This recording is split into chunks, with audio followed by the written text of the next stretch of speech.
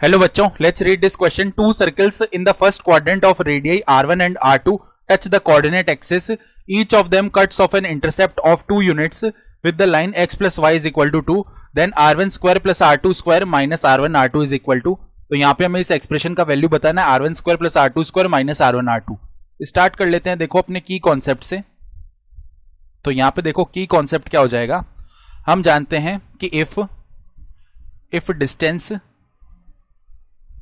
Distance of line ax plus by plus c is equal to 0 from point x1 comma y1 is d.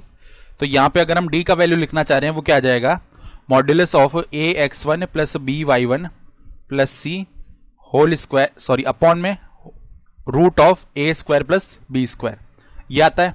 ठीक है.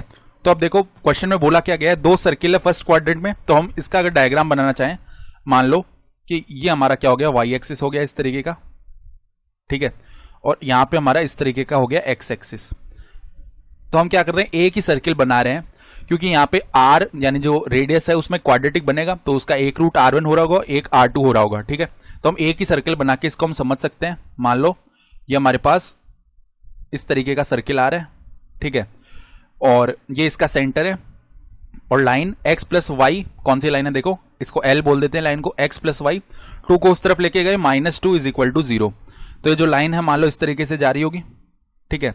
ये हमारी line की equation हो गई, L लाइन है ये, जिसकी इक्वेशन है x plus y -2 is equal to 0. तो अब ध्यान से देखो यहाँ पे क्या हो रहा होगा, क्योंकि ये जो है कोऑर्डिनेट एक्सिस को टच कर रहा है ना सर्किल, तो इसकी रेडियस अगर हम r लेते हैं तो इसके सेंटर के कोऑर्डिनेट्स r, r हो जाएंगे ना. ठीक है. फिर यहां पे मान लो इस तरीके से एक परपेंडिकुलर ड्रॉप हो रहा है. ठीक है.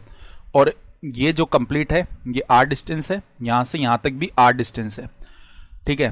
फिर यहां से हमने इसको मिला दिया ऐसे. तो अब ध्यान से देखो हमें बोला गया है each of them cuts off an intercept of 2 units with the line x plus y -2 is equal to 0. तो देखो हम जानते हैं कि लेंथ ऑफ इंटरसेप्ट क्या होती है. लेंथ ऑफ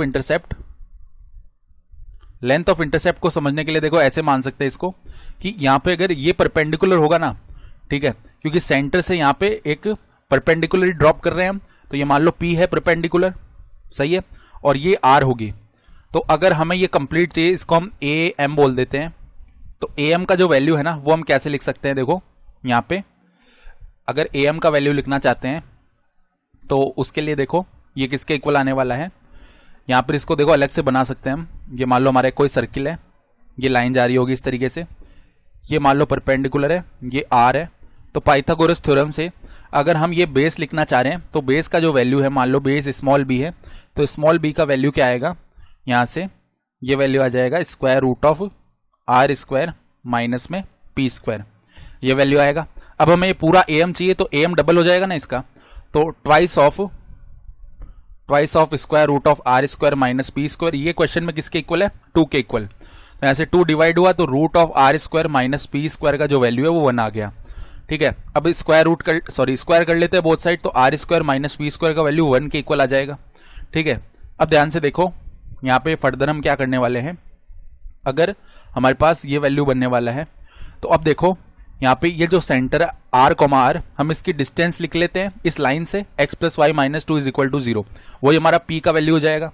तो देखो यहाँ पे अगर हम p लिखना चाह रहे हैं इसको तो इक्वेशन 1 बोल दो. तो p का जो वैल्यू है वो किसके इक्वल आएगा, मॉड ऑफ लाइन की इक्वेशन में रख देते हैं.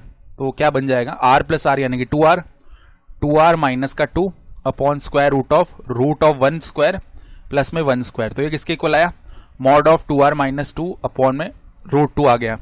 ये वैल्यू उठा के यहां पे रख देते हैं. तो देखो r स्क्वायर माइनस में या चलो पहले p स्क्वायर भी निकाल सकते हैं हम. p स्क्वायर का जो वैल्यू है वो किसके इक्वल आ जाएगा, यहां से 2r माइनस 2 और मॉड का स्क्वायर करेंगे तो इसको ऐसे लिख सकते हैं 2r माइनस 2 इसका होल स्क्वायर अपॉन में 2. अब यहां से हमने क्या किया, बाहर निकाल लिया 2 के स्क्वायर को, यानी 4 बाहर आ गया, r माइनस 1 का होल स्क्वायर अपॉन में 2, यानी ये वैल्यू बन गया 2 मल्टीप्लाई में r माइनस 1 का होल स्क्वायर. अब ये वैल्यू उठा करके यहाँ पे रखेंगे तो r स्क्वायर माइनस में 2 मल्टीप्लाई में r माइनस 1 का whole square is equal to 1 आ रहा है. इसको हम ओपन कर लेते हैं. तो r स्क्वायर माइनस में 2 मल्टीप्लाई में r स्क्वायर प्लस 1 माइनस का 2r, ये 1 के इक्वल है. 2 को अंदर मल्टीप्लाई किया तो r square minus 2r square minus का 2 और प्लस में 4r, ये 1 के इक्वल है। ठीक है, are square minus 2r square हो गया माइनस का r स्क्वायर, फिर माइनस 2 और माइनस 1 इधर आया तो माइनस का 3 प्लस का 4r इज इक्वल टू 0। सभी टर्म्स को उस तरफ लेके जाते हैं तो आर स्क्वायर माइनस का 4r plus 3 is equal to 0। तो यहाँ पे हम क्या बोल सकते हैं कि r square mid term split किया तो minus 3r minus r plus 3 is equal to 0। Further अगर r कॉमन कर लिया तो r माइनस 3 बनेगा, माइनस 1 कॉमन कर लिया r माइनस 3 बचा, ये 0 के इक्वल है। फर्दर यहाँ से अगर r माइनस 3 को कॉमन कर लिया तो r माइनस 1 बनेगा, ये 0 के इक्वल है। तो r के दो वैल्यूज आए, जो कि एक तो r1 का वैल्यू होगा वो 3 आ गया और r2 का वैल्यू 1 आ गया।